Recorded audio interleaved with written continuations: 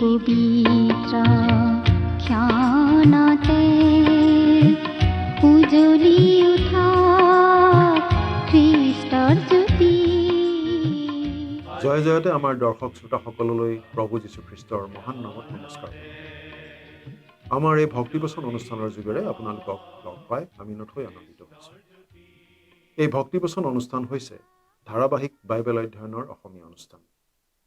গোটেই বাইবেল শাস্ত্ৰখনেই আমি ইয়াত অধ্যয়ন কৰিম। বাইবেলৰ ৬৬খন পুস্তকৰ একোখনকৈ পুস্তক আমি আলোচনাৰ বাবে ল'ম আৰু পুস্তকখন এফালৰ পৰা পঢ়ি তাৰ ওপৰত অতি সহজ সৰল ব্যাখ্যা আগবঢ়াবলৈ চেষ্টা কৰিম।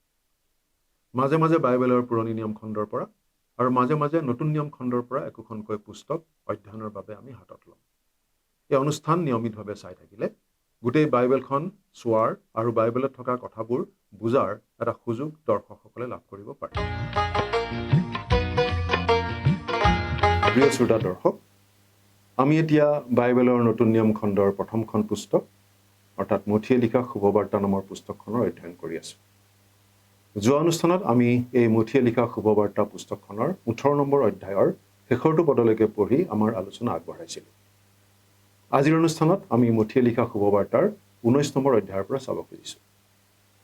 আমি যিমানেই পুস্তকখনৰ শেষ ভাগলৈ আগুৱাই গৈ আছোঁ, প্ৰভু যীশু ক্ৰুচৰ অধিক ওচৰ চাপি গৈ থকা আমি দেখিবলৈ পাওঁ। 18 নম্বৰ অধ্যায়ত আমি প্ৰভু যীশুৱে শিকোৱা 4টা গুৰুত্বপূৰ্ণ বিষয়ৰ কথা পালোঁ। এটি কণমানি শিশুৰ যোগেৰে দিয়া নম্ৰতাৰ শিক্ষা, এটি হেৰুৱা মেৰৰো যে মূল্য আছে, গতিকে প্ৰতিজন মানুহ যে ঈশ্বৰৰ বাবে অতি মূল্যৱান সেই শিক্ষা, আহিবলগীয়া মণ্ডলীত থাকিবলগীয়া আচাৰ ব্যৱহাৰৰ বিষয়ে শিক্ষা আৰু ক্ষমাৰ বিষয়ে দিয়া শিক্ষা। এই গোটেইখিনি কথা প্ৰতিজন খ্ৰীষ্টীয় বিশ্বাসীৰ ব্যৱহাৰিক জীৱনৰ বাবে অতি প্ৰয়োজনীয়। কোনো এজন ব্যক্তিক ক্ষমা কৰা মানে সেই ব্যক্তিজনৰ দুখ নথকাটো নুবুজায়। কিন্তু ব্যক্তিজনৰ দুখ থকা স্বত্বেও তেওঁক ক্ষমা কৰি দিয়া হয় আৰু তাৰ দ্বাৰা ক্ষমা কৰা লোকজনৰ দয়া, কৰোণা, অনুগ্ৰহ আৰু মহানুভৱতা প্ৰকাশ পায়। ঈশ্বৰে যীশুখ্ৰীষ্টৰ যোগেৰে মানৱলৈ ক্ষমা আগবঢ়াইছে পাপৰ শাস্তিৰ পৰা। সেয়েহে খ্ৰীষ্টীয় বিশ্বাসীসকলেও আনৰ প্ৰতি তেনে ব্যৱহাৰ কৰিব লাগে বুলি শিকোৱা হৈছে। এবাৰ নহয়, দুবাৰ নহয়, 7 গুণ 70 বাৰ ক্ষমা কৰাৰ কথা কোৱা হৈছে। প্ৰতিজন খ্ৰীষ্টীয় বিশ্বাসীৰ মাজেৰে খ্ৰীষ্টৰ যোগেৰে মানৱলৈ অহা ক্ষমাৰ এটা উদাহৰণ প্ৰকাশ পাই উঠাটো ঈশ্বৰে বিচাৰে। 19 নম্বৰ অধ্যায়ত আমি পাওঁ প্ৰভু যীশু জেৰুচালেমৰ অধিক ওচৰ চাপি অহা। তেওঁ যিহুদিয়াত প্ৰৱেশ কৰে। বিবাহ বিচ্ছেদৰ ক্ষেত্ৰত মানি চলিবলগীয়া নীতিৰ কথাও অতি স্পষ্টভাৱে জনোৱা হৈছে। ব্যভিচাৰত বাদে আন কোনো কাৰণতেই বিবাহ বিচ্ছেদ হ'ব নালাগে বুলি তেওঁ শিকায়। তেওঁৰ ওচৰলৈ আশীৰ্বাদৰ বাবে লৈ অনা শিশুবিলাকক তেওঁ আশীৰ্বাদ দিয়া আৰু স্বৰ্গৰাজ্যত প্ৰৱেশ কৰিবৰ বাবে আমি শিশুৰ নিচিনা হ'ব লাগে বুলি শিকোৱাৰ কথাও পঢ়িবলৈ পাওঁ। এজন ধনী লোক প্ৰভু যীশুৰ ওচৰলৈ আহিছিল অনন্ত জীৱন লাভ কৰাৰ উপায় জানিবৰ বাবে। প্ৰভু যীশুৱে তেওঁক সকলো সা সম্পত্তি বিক্ৰী কৰি দৰিদ্ৰৰ মাজত বিলাই দি তেওঁৰ পিছে পিছে আহিবলৈ কোৱাত সেই ধনী মানুহজনে দুখ মনে আঁতৰি গৈছিল। ধন সম্পত্তিৰ মোহে মানুহক কেনেদৰে অনন্ত জীৱন লাভ কৰাৰ পৰা বঞ্চিত কৰিব পাৰে, সেই ঘটনাৰ যোগেৰে সেই কথা স্পষ্ট হৈ পৰে। এনে বিভিন্ন গুৰুত্বপূৰ্ণ বিষয়বোৰ বহলাই চাবলৈ আহকচোন এতিয়া আমি মূল আলোচনাটিৰ মাজলৈ সোমাই যাওঁ। আমাৰ মহান পৰিত্ৰাতা প্ৰভু যীশুখ্ৰীষ্টৰ নামত নমস্কাৰ। প্ৰিয় শ্ৰোতা, আপোনাৰ ভালনে বাৰু? আশা কৰোঁ আমাৰ পৰম পিতা পৰমেশ্বৰৰ মহান অনুগ্ৰহত আপুনি ভালে কুশলে আছে। প্ৰিয় শ্ৰোতা, আমি আজি ভালেমান দিন ধৰি বাইবেলৰ নতুন নিয়ম খণ্ডৰ মথিয়ে লিখা শুভবাৰ্তা নামৰ পুস্তকখন অধ্যয়ন কৰি আছোঁ, নহয়নে বাৰু? যোৱা অনুষ্ঠানত আমি মথিয়ে লিখা শুভবাৰ্তাৰ 18 নম্বৰ অধ্যায়টো চাইছিলোঁ আৰু আজি 19 নম্বৰ অধ্যায়ৰ পৰা চাবলৈ ওলাইছোঁ। আপোনাৰ লগত যদি বাইবেল আছে তেন্তে অনুগ্ৰহ কৰি মথিৰ 19 নম্বৰ অধ্যায়টো মেলি লওকচোন, আৰু যদিহে নাই মনোযোগেৰে শুনি যাব। পাঠ কৰি দিছোঁ প্ৰথম পদ। ইয়াত এনেদৰে কৈছে, যীশুৱে এইবোৰ কথা কৈ এতালত গালিলৰ পৰা প্ৰস্থান কৰি জৰ্দনৰ সিপাৰে যিহুদিয়াৰ সীমালৈ গ'ল। যীশুৱে এইবোৰ কথা কৈ এতালত। কোনবোৰ কথা? যিবোৰ 16, 17 আৰু 18 নম্বৰ অধ্যায়ত আমি পাই আহিছোঁ। তেওঁ গালিলত যি ক'ব বিচাৰিছিল সেইবোৰ শেষ হোৱাৰ পাছত দক্ষিণলৈ ঘূৰি জৰ্দনৰ সিপাৰে যিহুদিয়াৰ সীমালৈ অৰ্থাৎ জৰ্দন নদীৰ পূব পাৰলৈ আহিছিল। কৈছৰীয়া ফিলিপি অঞ্চলত তেওঁ ঘোষণা কৰিছিল যে তেওঁ জেৰুচালেমলৈ হত হ'বলৈ গৈ আছিল। তেওঁ গালিললৈ যাত্ৰা কৰিছিল আৰু গালিল সাগৰৰ চাৰিওপিনৰ অঞ্চলত তেওঁ সময় কটাইছিল। কফৰনাহুম আছিল তেওঁৰ মুখ্য কাৰ্যালয়ৰ নিচিনা। তেওঁ আনকি পাৰ হৈ গাদাৰলৈকো গৈছিল। এতিয়া তেওঁ যিহুদিয়াৰ সীমাত আছে। 2 নম্বৰ পদ। আৰু বহু মানুহৰ দল তেওঁৰ পাছে পাছে গলত তেওঁ তাত তেওঁবিলাকক সুস্থ কৰিলে। ইয়াত দুটা কথা বিশেষভাৱে আমি চাব বিচাৰিছোঁ। মানুহৰ দল আৰু আনটো হৈছে সুস্থ কৰা হৈছিল। মাত্ৰ কেইজনমান মানুহক সুস্থ কৰা হোৱা নাছিল, তেওঁ অনেক মানুহক সুস্থ কৰিছিল। আমাৰ প্ৰভুৱে যাওঁতে যাওঁতে অনেকক সুস্থ কৰিছিল।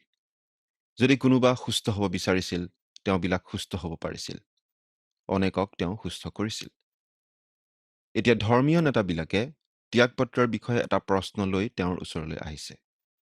আমাৰ প্ৰভুৱে বিবাহ আৰু বিবাহ বিচ্ছেদৰ বিষয়ে ঈশ্বৰৰ আদৰ্শৰ পুনৰুক্তি কৰিছে। 3 নম্বৰ পদ।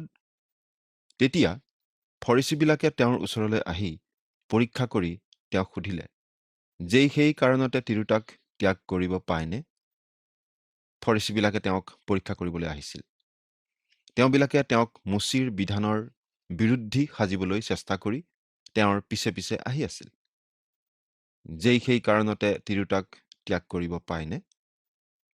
বৰ্তমান সময়তো খ্ৰীষ্টীয় বিশ্বাসীবিলাকৰ মাজত এইটো এটা এৰাব নোৱাৰা প্ৰশ্ন। মানুহৰ মংগলৰ বাবে যিবোৰ ব্যৱস্থা মানৱ জাতিৰ সকলোৰে প্ৰতি ঈশ্বৰে দিছিল, সেইবোৰৰ অলপ অচৰপ ভিতৰুৱা কথা আমি চোৱা উচিত। উদাহৰণস্বৰূপে, তেওঁ ঘৰখনৰ সুৰক্ষাৰ বাবে বিবাহৰ ব্যৱস্থাটো দিছিল। পৰিত্ৰাণপ্ৰাপ্ত হওক বা নহওক, সমগ্ৰ মানৱ জাতিৰ প্ৰতি এই বিবাহ ব্যৱস্থাটো ঈশ্বৰে দিয়া এক আশীৰ্বাদ স্বৰূপ। আন এটা উদাহৰণ এইয়ে যে জাতিটোৰ সুৰক্ষাৰ বাবে ইয়াৰ নাগৰিকবিলাকৰ জীৱনক সুৰক্ষা দিবলৈ ঈশ্বৰে দিয়া সেইটো এটা মুখ্য সুবিচাৰ। প্ৰতিজন ব্যক্তিৰ সুৰক্ষাৰ বাবে ঈশ্বৰে বিশ্ৰামবাৰৰ ব্যৱস্থাও দিছিল, যাতে মানুহে সপ্তাহত এদিন জিৰণি ল'ব পাৰে। ঈশ্বৰে এই ব্যৱস্থাবোৰ ব্যক্তিবিশেষ, পৰিয়াল আৰু জাতিটোৰ সুৰক্ষাৰ বাবে দিছিল, আৰু এইবোৰ সমগ্ৰ মানৱ জাতিলৈ দিয়া ব্যৱস্থা আছিল। পিছত তেওঁ সেইবোৰ তেওঁৰ মনোনীত লোকসকলৰ বাবে নিৰ্দিষ্ট কৰিছিল। এতিয়া এই বিবাহ সম্বন্ধীয় প্ৰশ্নটোত অলপ মন দিওঁ হওক। ইয়াত ইছৰাইল জাতিটোৰ অতি সূক্ষ্ম প্ৰসংগত কথাটো উত্থাপিত হৈছে। আজি খ্ৰীষ্টীয় লোকৰ পোহৰত আমি এই কথাটো লক্ষ্য কৰোঁ হওক। যেই সেই কাৰণতে তিৰোতাক ত্যাগ কৰিব পায়নে? 4 নম্বৰ পদ। তাতে তেওঁ উত্তৰ দি ক'লে, সৃষ্টিকৰ্তাই যে তেওঁলোকক আদিতে পুৰুষ আৰু স্ত্ৰী কৰি সৃজিলে। ইয়াত এই কথা প্ৰভু যীশুৱে জনাই দিছে যে সৃষ্টিকৰ্তা ঈশ্বৰে তেওঁলোকক পুৰুষ আৰু স্ত্ৰী কৰি সৃষ্টি কৰিছিল, আৰু বিবাহ সম্বন্ধে এই বিশেষ ব্যৱস্থা ঈশ্বৰে আচলতে আৰম্ভ কৰিছিল। মোচীৰ বিধানত যতদূৰ উল্লেখ কৰা হৈছিল, সেইমতে বিবাহ যিদৰে বেয়া কথা নহয়, সেইদৰে এজন বিদেশীৰ বাবে ত্যাগপত্ৰ দিয়াও বেয়া কথা নাছিল। উদাহৰণস্বৰূপে, যদি পুৰোহিতৰ জীয়েকে এজন বিদেশীক বিয়া কৰাইছিল, তেন্তে তাইক ইছৰাইল জাতিটোৰ পৰা বহিষ্কাৰ কৰাৰ নিচিনা হৈছিল। অৱশ্যে সময়ৰ সোঁতত মোচীৰ বিধানখন অৰ্থহীন যেন হৈ পৰিছিল, আৰু পিঠা ভজাৰ নিচিনাকৈ অমূলক চাতুৰ্যটো ত্যাগপত্ৰ দিয়া মঞ্জুৰ কৰা হৈছিল। ফলস্বৰূপে আমাৰ প্ৰভুৰ সময়ত ত্যাগপত্ৰ দিয়া সম্পৰ্কত অনেক বিতৰ্কৰ সৃষ্টি হৈছিল। 5 আৰু 6 নম্বৰ পদ। আৰু এই হেতুকে মানুহে নিজৰ পিতৃ-মাতৃক এৰি নিজৰ তিৰোতাত আসক্ত হৈ দুয়ো এক দেহ হ'ব বুলি ক'লে, এই কথা তোমালোকে পঢ়া নাইনে? তেন্তে তেওঁলোক আৰু দুজন নহয়, কিন্তু এক দেহ হয়। এতেকে ঈশ্বৰে যাক যোগ কৰি দিলে, তাক মানুহে বিয়োগ নকৰক। এইখিনি কথা আমাৰ বাবে যথেষ্ট পৰিচিত। মনুষ্য পৰিয়ালত পাপে প্ৰৱেশ কৰাৰ আগেয়ে নৰ আৰু নাৰীৰ বাবে ঈশ্বৰৰ এইটো মূল পৰিকল্পনা আছিল। ত্যাগপত্ৰ দিয়াটো ঈশ্বৰৰ মূল পৰিকল্পনা নাছিল। কিয় বাৰু? কাৰণ পাপ ঈশ্বৰৰ মূল পৰিকল্পনাত নাছিল। আৰু বিবাহ বিচ্ছেদ সদায়েই এটা পাপৰ ফল। যি সম্বন্ধ বা যি কাৰ্য বিবাহ বিচ্ছেদৰ কাৰণ হৈ পৰে, সেই সম্বন্ধ বা কাৰ্যত নিশ্চয় পাপ থাকে। 7 নম্বৰ পদ, তেওঁবিলাকে তেওঁক সুধিলে, তেনেহলে ত্যাগপত্ৰ দি ত্যাগ কৰিবলৈ মুচিয়ে কিয় আদেশ দিলে? তেওঁবিলাকৰ প্ৰশ্নৰ ভিত্তিমূলটো পাবলৈ হলে আমি দ্বিতীয় বিৱৰণ 24 নম্বৰ অধ্যায়ৰ 1 পৰা 4 নম্বৰ পদলৈকে পঢ়া উচিত। দ্বিতীয় বিৱৰণ 24 অধ্যায়ৰ 1 পৰা 4 নম্বৰ পদ। সেইখিনি পঢ়িলে আমি এই কথাটো বুজি পাওঁ। মুচিয়ে ত্যাগপত্ৰ দিবলৈ কিয় অনুমতি দিছিল? 8 নম্বৰ পদ, তেওঁ ক'লে, তোমালোকৰ কঠিন মনৰ কাৰণে মুচিয়ে তোমালোকক নিজৰ তিৰোতা ত্যাগ কৰিবলৈ অনুমতি দিলে, কিন্তু আদিৰে পৰা তেনে নাছিল। মুচিয়ে কিয় অনুমতি দিছিল? তেওঁবিলাকৰ কঠিন মনৰ কাৰণে। মানৱ জাতিটোলৈ বিবাহ দিয়া হৈছিল, আৰু এইটোৱেই মানুহৰ আটাইতকৈ মৰমৰ আৰু মিঠা সম্বন্ধ। আচলতে বিবাহে খ্ৰীষ্ট আৰু মণ্ডলীৰ মাজৰ সম্বন্ধক সূচাইছিল। গতিকে কেৱল বিশ্বাসীসকলেহে এই উচ্চ আৰু পবিত্ৰ সম্বন্ধৰ ক্ষেত্ৰত স্থিৰ হ'ব পাৰে। যেতিয়া তেওঁলোক অসফল হয় আৰু মনৰ কঠিনতা আৰু তিক্ততাই প্ৰৱেশ কৰে, তেতিয়া বিবাহ এটা কপটীয়া বস্তু হৈ পৰে, আৰু ই কেৱল বিবাহৰ ভাওনা যেনহে হৈ পৰে। প্ৰিয় শ্ৰোতা, বিবাহ স্বৰ্গতো কৰা হৈছে আৰু নৰকতো কৰা হৈছে। যেতিয়া বিবাহ ভুল স্থানত কৰা হয়, তেতিয়া সমস্যাই দেখা দিবলৈ ধৰে। আনকি খ্ৰীষ্টীয় লোকবিলাকেও জানিব পাৰিছে যে বিবাহ আজি অতি সুলুক-ধুলুক প্ৰস্তাৱ যেন হৈ পৰিছে। মানুহৰ কঠিন মনৰ কাৰণে ঈশ্বৰে ত্যাগপত্ৰ দিবলৈ অনুমতি দিছিল। ঈশ্বৰ আমাৰ প্ৰতি দয়ালু, কিন্তু তেওঁৰ পৰিকল্পনাত ত্যাগপত্ৰ দিয়া কথাটো কেতিয়াও নাছিল। এনে অনেক ত্যাগপত্ৰ দিয়া লোক আছে যিসকলে এই পুস্তকখন হয়তো অধ্যয়ন কৰিব। ত্যাগপত্ৰ দিয়াৰ ভিত্তিমূলটো সদায়েই পাপ, কিন্তু আমি সকলোৱে পাপী। ঈশ্বৰে নৰবধিক ক্ষমা কৰিব পাৰিলে ত্যাগপত্ৰ দিয়া লোককো নিশ্চয় ক্ষমা কৰিব পাৰে, কিন্তু আমি স্বীকাৰ কৰিব লাগে যে ত্যাগপত্ৰ দিয়াৰ ভিত্তিমূলটো পাপ। এতিয়া আমাৰ প্ৰভুৱে এটা নতুন কিবা দিবলৈ গৈছে। 9 নম্বৰ পদ, আৰু মই তোমালোকক কওঁ, যিকোনোৱে ব্যভিচাৰত বাজে আন কাৰণত নিজৰ তিৰোতাক ত্যাগ কৰি অন্যক বিয়া কৰে, সি ব্যভিচাৰ কৰে, আৰু যিকোনোৱে ত্যক্ত হোৱা সেই তিৰোতাক বিয়া কৰে, সিও ব্যভিচাৰ কৰে। ব্যভিচাৰে বৈবাহিক সম্বন্ধত ভাঙোন আনে আৰু ত্যাগপত্ৰ দিয়াৰ এটা পথ মুকলি কৰে। কোনোৱে কয়, হয়, কিন্তু এই দৰিদ্ৰ খ্ৰীষ্টীয় মহিলাগৰাকীয়ে এজন মদাহীক বিয়া কৰিছিল, নাইবা এজন খুব ভাল খ্ৰীষ্টীয় লোকে এগৰাকী ভক্তিহীন মহিলাক বিয়া কৰাইছে।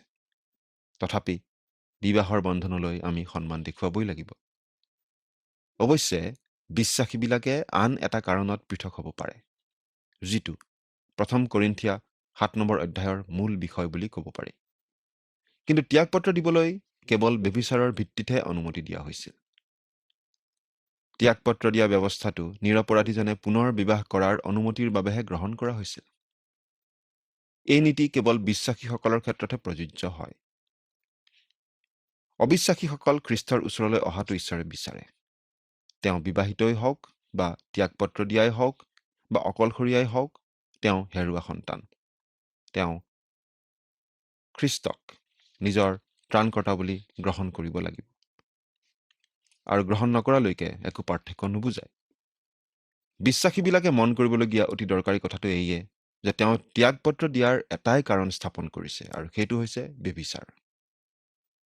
এতিয়া ধৰা হওক এজন বিশ্বাসীক স্বামী বা স্ত্ৰীয়ে আন কিবা কাৰণত ত্যাগপত্ৰ দিলে, তেতিয়া সেই নিৰ্দোষীজনৰ কি হ'ব? নিশ্চয় যদি তাত ব্যভিচাৰ হৈছে আৰু আন কাৰণো আছে, তেন্তে নিৰ্দোষীজনক পুনৰ বিবাহ কৰিবলৈ অনুমতি দিয়া হৈছে। আমি বিশ্বাস কৰোঁ যে সেই সমগ্ৰ বিবেচনাটো এই নিৰ্দিষ্ট বিষয়ত আছে। এতিয়া ইয়াতো এটা কিবা জৰুৰী কথা আছে। চাওঁচোন আহক। 10 নম্বৰ পদ ইয়াত এনেদৰে লিখা আছে, তেতিয়া শিষ্যবিলাকে তেওঁক ক'লে, নিজৰ তিৰোতাৰে সৈতে পুৰুষৰ যদি এনে সম্বন্ধ হয় তেন্তে বিয়া নকৰোৱাই ভাল। শিষ্যবিলাকে কৈছে, তেন্তে বিয়া নকৰোৱাই ভাল হ'ব। তেনেহ'লে এনে সমস্যাৰ পৰা আমি বাচি থাকিব পাৰিম। এনেকুৱা সমস্যাৰ সৃষ্টি নহ'বই। 11 নম্বৰ পদ, তাতে তেওঁলোকক ক'লে, যিবিলাকক শক্তি দিয়া হৈছে। এইটো এটা দৰকাৰী কথা। বিশেষকৈ আমাৰ এই বৰ্তমান সময়ত এইটো এটা দৰকাৰী কথা। ইয়াৰ পিছৰ পদটোত আমাৰ প্ৰভুৱে এটা গুৰুত্বপূৰ্ণ শিক্ষা স্থাপন কৰিছে। 12 নম্বৰ পদ, তেওঁবিলাকৰ বাহিৰে আনে এই কথা গ্ৰাহ্য নকৰে। যিয়ে গ্ৰাহ্য কৰিব পাৰে সেয়ে গ্ৰাহ্য কৰক। 13 নম্বৰ পদ, কিয়নো কোনো মাকৰ গৰ্ভৰ পৰাই নপুংসক হৈ জন্ম পাইছে। কোনোবিলাক মানুহে কৰা নপুংসক, আৰু কোনো স্বৰ্গৰাজ্যৰ নিমিত্তে নিজকে নিজে কৰা নপুংসক আছে।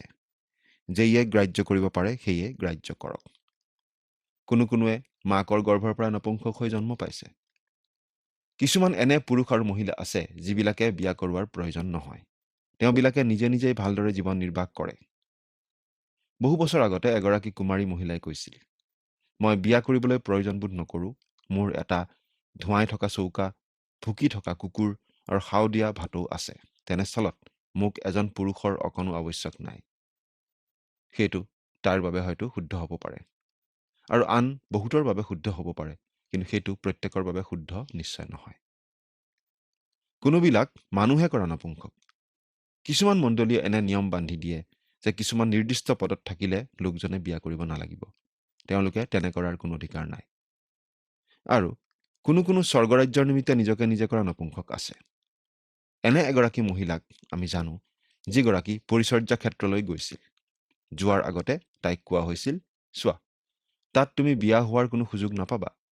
উত্তৰত তাই কৈছিল, সেই বিষয়ে মই ঠিক কৰিলোঁ। মই সেই বলিদান কৰিবলৈ মনস্থ কৰিছোঁ। তাই এই বুলি স্ব-ইচ্ছাই দৃঢ়ভাৱে কৈছিল। কোনোৱে কয়, প্ৰচাৰকে বিয়া কৰোৱা উচিত বুলি আপুনি ভাবে নেকি? বা পুৰোহিতজনে বিয়া কৰোৱা উচিত বুলি আপুনি ভাবেনে? এইটো আচলতে ব্যক্তিজনৰ ওপৰত নিৰ্ভৰ কৰে। আমাৰ প্ৰত্যেকেই আমাৰ নিজৰ বাবে এই সিদ্ধান্ত গ্ৰহণ কৰিব লাগে। এতিয়া আমি এটা গুৰুত্বপূৰ্ণ কথা পাম। 13 পৰা 15 নম্বৰ পদলৈকে পঢ়ি দিছোঁ। তেতিয়া তেওঁ যেন শিশুবিলাকৰ গাত হাত দি প্ৰাৰ্থনা কৰে, এই নিমিত্তে তেওঁৰ ওচৰলৈ সিহঁতক অনা হৈছিল। তাতে শিষ্যবিলাকে তেওঁলোকক দবিয়ালে। কিন্তু যীশুৱে ক'লে, শিশুবিলাকক মোৰ ওচৰলৈ আহিবলৈ দিয়া, নিষেধ নকৰিবা, কিয়নো স্বৰ্গৰাজ্য এনেকুৱাবিলাকৰহে। তেতিয়া তেওঁ সিহঁতৰ গাত হাত দি সেই ঠাইৰ পৰা গ'ল। এই শাস্ত্ৰাংশত এনে সন্তানবিলাকৰ পৰিত্ৰাণৰ বাবে এক বহল ভিত্তি আছে, যিবিলাক শৈশৱ কালতেই মৃত্যুবৰণ কৰে।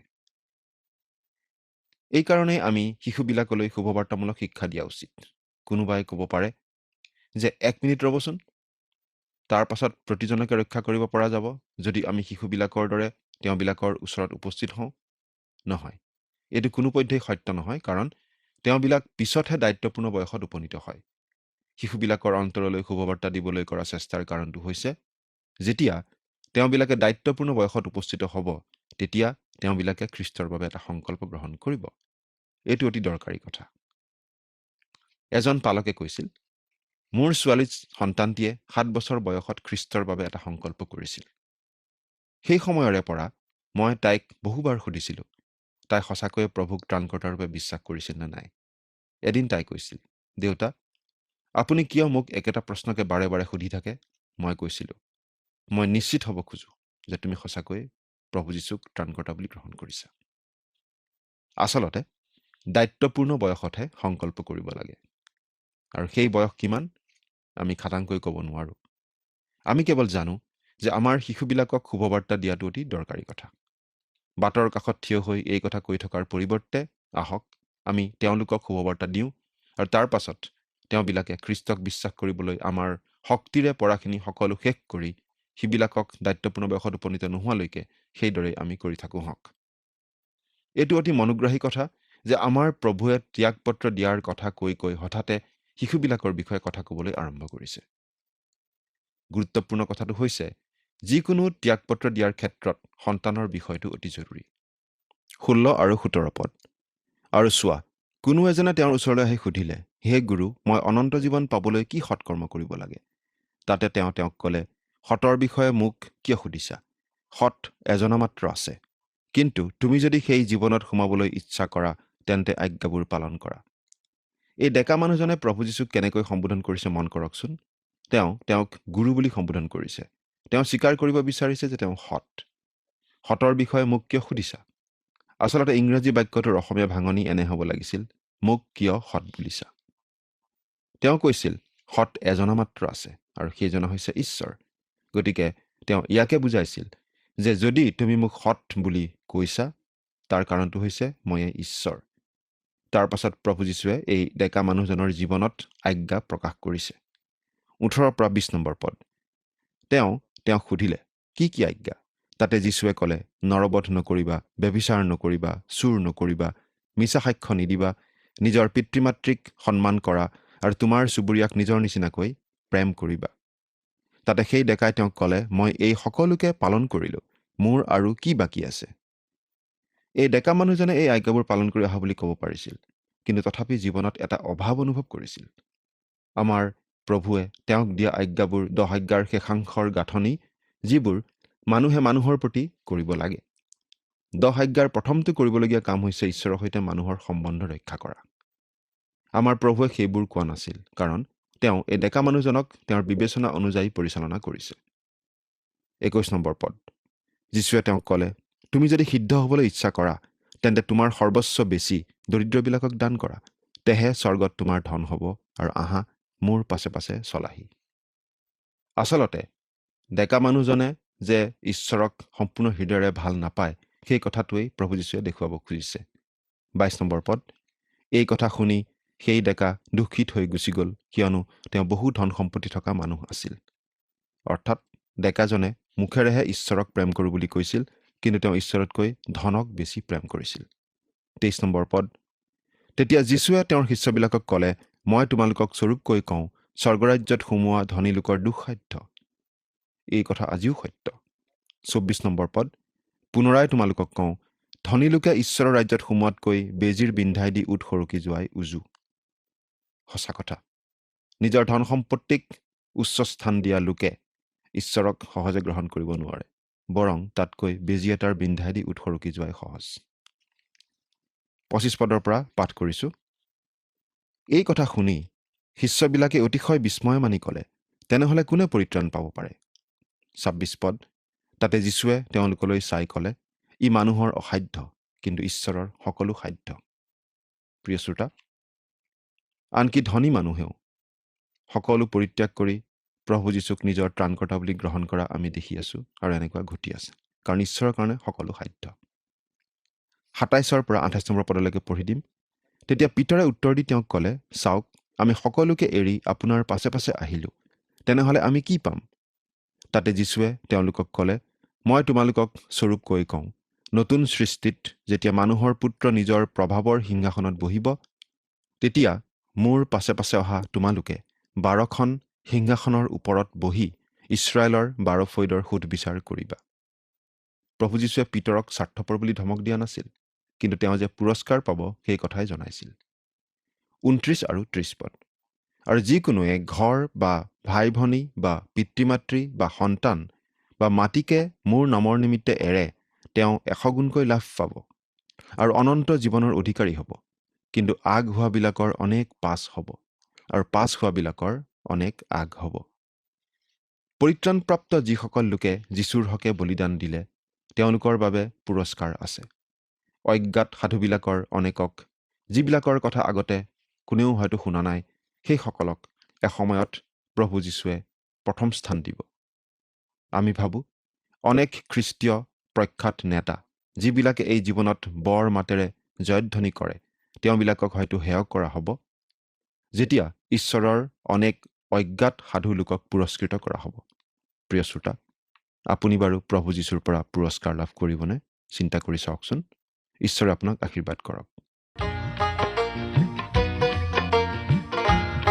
প্ৰভু যীশুৰ ওচৰলৈ অহা ধনী ডেকাজনে অনন্ত জীৱন লাভ কৰিবলৈ কি কৰিব লাগে বুলি সুধিছিল আৰু তেওঁ সৰুৰে পৰা ঈশ্বৰে মুচিৰ যোগেৰে দিয়া বিধানবোৰ পালন কৰি অহা বুলি জনাইছিল। ইমান নিষ্ঠা সহকাৰে ধৰ্ম কৰ্ম কৰি থকা সত্ত্বেও তেওঁৰ মনলৈ কোনো নিশ্চয়তা অহা নাছিল তেওঁ অনন্ত জীৱন লাভ কৰিবনে নাই সেই বিষয়ে। অন্তৰ্যামী প্ৰভু যীশুৱে সেই ধনী ডেকাজনৰ অন্তৰত থকা ধন সম্পত্তিৰ লোভৰ কথাটো উদঙাই দিবৰ বাবেই তেওঁক সকলো ধন সম্পত্তি বিক্ৰী কৰি দিবলৈ কৈছিল। দুখ মনেৰে আঁতৰি যোৱা সেই ডেকাজনৰ ধন সম্পত্তি একেই থাকিল, কিন্তু তেওঁ অনন্ত জীৱনৰ আশীৰ্বাদৰ পৰা বঞ্চিত হ'ল। সেই কথা আমি বুজি পাওঁ।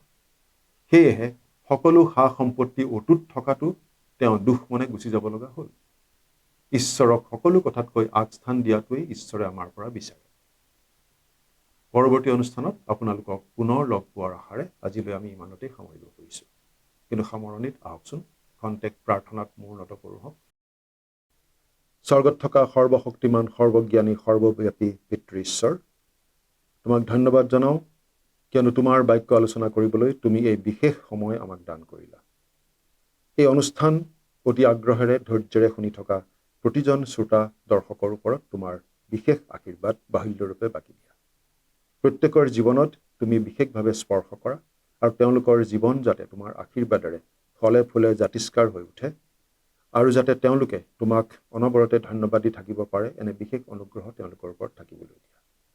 কিয়নো এই প্ৰাৰ্থনা আমাৰ হকে ক্ৰুচত প্ৰাণ দি তৃতীয় দিনা পুনৰ জি উঠি সোঁশৰীৰে স্বৰ্গলৈ গৈ আমাৰ হকে নিবেদন কৰি থকা ত্ৰাণকৰ্তা প্ৰভু যীশুখ্ৰীষ্টৰ নামত আগবঢ়াইছোঁ। আমেন।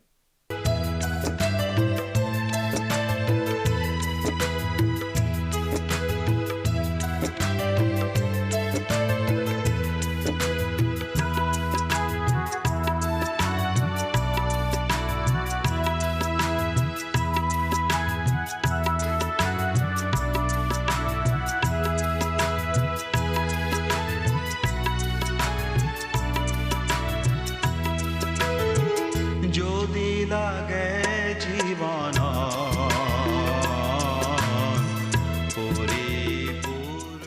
প্ৰিয় শ্ৰোতা দৰ্শক, আশা কৰোঁ ভক্তিবচন অনুষ্ঠানটি উপভোগ কৰি আপোনাৰ নিশ্চয় ভাল লাগিছে। এই বিষয়ে আপোনাৰ মতামত জানিবলৈ পালে আমি নথৈ আনন্দিত হ'ম। আপোনাৰ যদি আমাৰ এই অনুষ্ঠানটি উপভোগ কৰি ভাল লাগিছে তেন্তে অনুগ্ৰহ কৰি আমালৈ এই নম্বৰটোত এটা মিছ কল দিয়কচোন। আপোনাৰ এটা মিছ কল আমাৰ বাবে অতি মূল্যৱান। আমি অতি আনন্দৰে জনাওঁ যে প্ৰতিটো মিছ কল দিয়া সকলৰ মাজৰ পৰা সপ্তাহৰ শেষত এইজন বিশেষ দৰ্শক বাছি লোৱা হ'ব আৰু সেই দৰ্শক বন্ধুজনক পুৰস্কৃতও কৰা হ'ব আৰু সপ্তাহৰ শেষত তেওঁৰ ফটো আৰু নাম আমাৰ অনুষ্ঠানত প্ৰকাশ কৰা হ'ব।